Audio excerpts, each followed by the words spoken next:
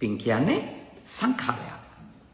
සංඛාර විග්‍රහයේ තියෙනවා වේදනයන් වෙන් වෙන් වශයෙන් පුඤ්ඤාභි සංඛාර, අපුඤ්ඤාභි සංඛාර, ආනෙන්ජාභි සංඛාර, සංඛාර විස්තර කරනවා. කාය සංඛාර, වචී සංඛාර, චිත්ත සංඛාර විස්තර කරනවා. සංඛාර. මෙතන පුඤ්ඤාභි සංඛාරයක් තමයි, ඒ කියන්නේ සංඛාර ධර්මයක් තමයි පින කියන්නේ.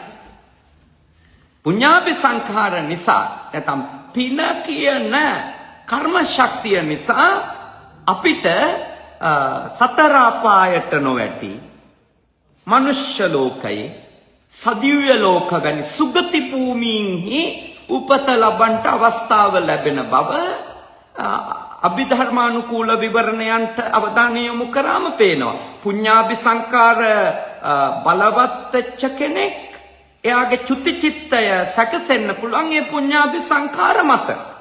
ඒ අනුව එයාගේ පටිසන්ධිය සිද්ධ වෙනවා සුගති භූමියක. අපුඤ්ඤාභි සංඛාර, අපුඤ්ඤ කියන්නේ පවුනේනේ, පදුට්ඨේන මනසා භාසතිවා කරෝතිවා. අපිරිසිදු සිතින් යම් කිසි දෙයක් කිව්වොත් කරොත් හිතුවොත් ඒ වගේ අපුඤ්ඤ නේ පවක් කරොත්.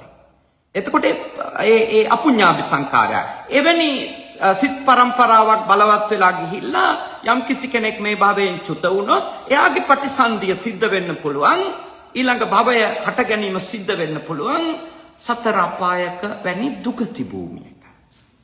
ආනෙන්ජ කියන්නේ ඔය ධ්‍යාන සමාපatti වඩනකොටනේ. ධ්‍යාන සමාපatti වඩනකොට වැඩෙන සිත් පරම්පරාවට කියන ආනෙන්ජ. ඒකත් සංඛාර. එවැනි ඇත්තෝ බ්‍රහ්ම තලවල උපදිනවා.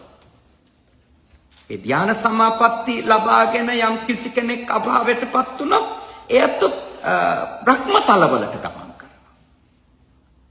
දුගතිය අපුඤ්ඤාභි සංඛාර වලින්, සුගති භූමියේ මූලික තල කීපයක පුඤ්ඤාභි සංඛාර වලින්, ආනෙන්ජාභි සංඛාර වලින් බ්‍රහ්ම තල වැනි ටිකක් සුගතියේ ඉහළම තලයන්ට ගමන් කරනවා.